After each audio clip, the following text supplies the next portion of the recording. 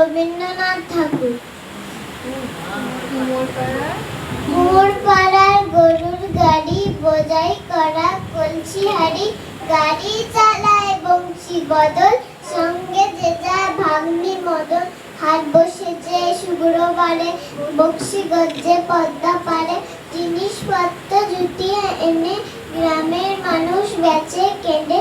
উচ্ছে বেগুন পটল মূলো, বেতের বোনা ধামা কুলো, সর্ষে ছোলা ময়দা আটা, শীতের ব্যাপার নকশা কাটা, নাঞ্জিরি করা বেরি আটা, শহর থেকে সস্তা ছাতা।